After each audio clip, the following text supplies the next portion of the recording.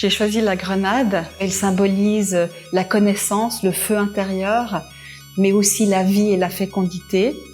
Et puis, quelque part, en fait, cette écorce qui est quand même très dure, qui entoure le fruit et qui englobe les petits grains du fruit qui représentent quelque part la multiplicité dans l'unité.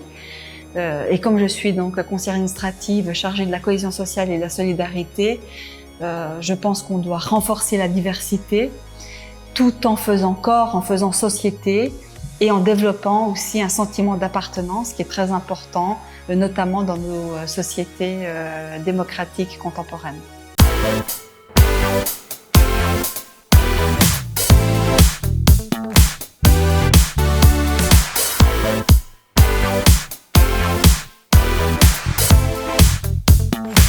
J'ai pris mes fonctions de conseillère administrative en ville de Genève il y a un peu plus d'une année, en juin 2020. Il s'agit de l'exécutif de la ville de Genève. Le département de la cohésion sociale et de la solidarité dont j'ai la charge compte 670 collaboratrices et collaborateurs. Nous gérons environ 300 millions de budget.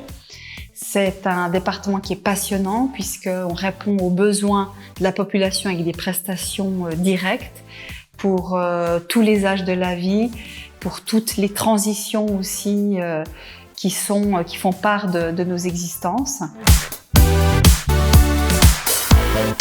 J'ai fait mes études à l'université de Neuchâtel en français moderne, philosophie, journalisme et communication.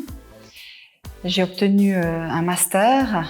J'avais eu la chance aussi de passer une année Erasmus à Paris, à la Sorbonne, Paris 4. Donc ça m'a permis aussi d'avoir un autre regard académique.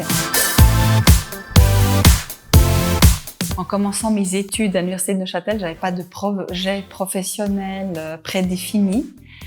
J'ai voulu m'orienter vers le journalisme, mais mon élection au Grand Conseil neuchâtelois a fait en sorte que j'ai abandonné cette piste. Donc je me suis orientée assez rapidement vers l'enseignement et créé ma boîte de communication avec différents mandats. Et puis au fil des années, j'ai évolué. Et puis là, je me suis mise en gros d'accord avec moi-même que ce qui était important, c'était que mon métier, ma profession fasse sens. C'est pour ça que je me suis engagée dans le service public, notamment au département de l'instruction publique, de la culture et du sport. Le plus important, c'est de pouvoir abattre les différentes barrières ou frontières finalement qu'on porte soi-même en soi. C'est là qu'on arrive vraiment à transformer chaque faiblesse en force et à faire en sorte qu'on s'épanouisse librement dans nos choix personnels, professionnels et de pouvoir les conjuguer vraiment comme on l'entend.